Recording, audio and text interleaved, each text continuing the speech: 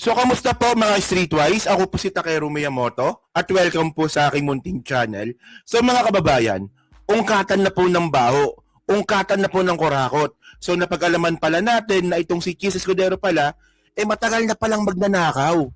So kahit pala na siya pa ay naging gobernador ng Sorsogon dati, sangkot pa rin pala siya sa maanumalyang kurakot. So anong bago ngayon? Di ba senador siya ngayon? Pero sangkatutak pa rin ang mga ebidensya laban sa kanya. Ako nagtataka nga mga Streetwise kasi bakit hanggang ngayon nakakalusot pa rin tong si Chis. Kapal nga ng mukha. So tinan nyo to ito malupit to So tinan nyo to. Sabi dito, Chis Escudero linked to brother-in-law's company contracts with DPWH. So mga kababayan, ito tinan nyo kung gaano kagago si Chis.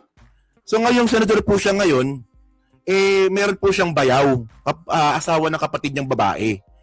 Na ito po contractor. Nakakakuha po siya ng kontrata sa DPWH. So actually doon pa lang mga babayan dapat may mali na dapat Tingnan mo Senador si Chis, congressman yung kapatid niyang babae, tapos yung asawa ng kapatid niyang babae, contractor. 'Di ba? Systematic, 'di ba? Hindi lang 'yan. Basahin natin, sabi dito, no? The brother-in-law of Chis Escudero is a DPWH contractor. Okay, Senator Chis Escudero linked to Octagon Concrete Solutions, the construction company of his brother-in-law, Joseph Jan Quirante. So, magandang pag-usapan to, no? Kung ano yung mga nakuha kontrata nito. Pero, ito pala sila. Di ba? Ito yung kapatid ni Chis, ito yung bayaw niya. So, tingnan niyo kung gaano kalupit to. Mag-insertion si Chis, tapos dadalhin niya sa Sorsogon at ang sasalo kapatid niya. Tapos ang gagawa ng kontrata, bayaw niya. Di ba? Grabe to, di ba? So hindi lang 'yan. Mamaya babalikan natin yung sinasabi nating governor pala magnanakaw na siya, di ba? So continue natin, sabi pa dito, no. Ito pala. So alam niyo kung ano nakakatawa dito mga kababayan, no? Sa dami po ng ebidensya laban kay Chis Escudero, ang nakakatawa kasi dito, no, ang hilig niya magturo ng mga ng bintang. At syempre pinakamadaling pagbintangan yung House Speaker natin dati na si Martin Romualdez. Di ba? So kayo kasi tinan ninyo mga kababayan, no? Napakasimple lang nito Kapag sinangkot nila si Martin Romualdez, ang dali na pong ituro ni Presidente Bongbong Marcos. Well, tayo naman, hindi naman natin sinasarado yung pinto na posibleng sangkot nga yung mga yan, si PBBM tsaka si Martin Romualdez, pero ang point natin dito, sana ang ebidensya. So, tingnan nyo itong ginawa ni Chis dito, no? Bale, ito yung privilege speech niya last year. So, babalikan lang natin to, Talagang trapon-trapo talaga yung ugali nito, no? So, tingnan nyo to. Sige. Bilis, sana.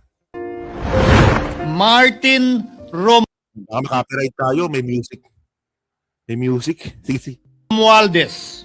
Siya ang dahilan ng kaguluhan, pagkakaaway-away, pagkakawatak-watak na ngayon yumayanig sa ating bayan, maprotektahan lamang ang sarili niya. Kung kayo ay kakampi ni Martin Romualdez, pues sumunod kayo sa gusto nila. Una, maniwala kayo sa mga sinasabi ng testigo niya na nagtuturo lamang sa mga senador. Pangalawa, ibuhos niyo ang galit niyo sa Senado at ng mga... Buta nga nakapalag-Chis ang daming ebidensya laban sa iyo Una-una may paper trail, may pirma. May meeting pa sa smaller bycam. May insertion. Si Martin ba may ganon? Hindi nga. Ang gusto kong tanungin dito, yung mga yung mga bugok na na anti-Martin yung mga anti-Martin dyan na pro-BBM daw. Bakit kinalimutan nyo si Chis? Turo kayo ng turo na si Martin na magnanakaw, wala namang ebidensya, pero bakit kay Chis kinalimutan ninyo? Di ba? So ano ba? Bro, meron. Sige. senador at palayo kay Martin at sa mga congressman. Pangatlo, pagdudahan at sirain niyo si Sergeant Gutesa na bukod tanging hindi nakinabang at walang bahid at hiningi anumang kapalit sa pagsabi ng katotohanan. Nasaan si Gutesa pala? Paniniwalaan nyo si Gutesa na hindi man lang na cross-examination? Pangapat, huwag niyong payagang mabanggit man lang ang pangalan ni Martin Romualdez. Panglima, huwag niyong payagang ipatawag si Martin Romualdez sa anumang investigasyon. Pang-anim, huwag niyong payagang imbestigahan si Martin Romualdez at mga kasamahan niya. Naimbestigahan si Martin ng ICI Bobo ka pala Bobo ka pala, Chis Naimbestigahan na si Martin ng ICI Sabi ng ICI, wala kaming makitang ebidensya. Saan mang lugar. Hindi ako kakampi ni Martin Romualdez. Kaya lalabanan ko siya at lahat ng panglilinlang niya. Punitin natin ang script ni Martin Romualdez. At higit sa lahat, huwag magpadala, huwag sabayan, huwag maniwala sa sarswela na nilalako ni Martin Romualdez. Gago to si Chis no kung makapag-name drop, akala mo palamunin mo si Martin Bugok nga no? Kung makapag-name drop ka, akala mo palamunin mo si Martin Martin Romualdez, buha ka ng ina yung ebidensya, nasa sayo, ikaw tinuturo ng ebidensya O, tingnan nyo to tingnan nyo Itong gusto kong mapakita sa inyo Kasi po, pang isang politiko mga kababayan, magnanakaw na dati, magnanakaw na forever yan. Tingnan mo nga, di ba, si Jinggoy nga at saka si Bong, di ba? Nakulong na yan, pero ganun pa rin, di ba? O, tingnan nyo to. Saan na ba tayo? Wait lang hindi. Punta natin yung Sorsogon. Ito. Saan na ba yan? Ito. Sabi dito, criminal admin charges on 352 million regular projects filed versus Sergio Chis Escudero as ex-Sorsogon governor. O, diba? Tingnan nyo to, no? Governor pa lang pala si Chis, magnanakaw na. Sabi nung nagsampa ng kaso. Sabi dito, saan ba yan? May video ba tayo dito? Sabi dito, he told to the ombudsman that there were 125 million million worth of infrastructure contracts awarded to the same contractors with the same personnel and equipment, which he said physically impossible as this would require simultaneous deployment of personnel and equipment. So may mali sa execution.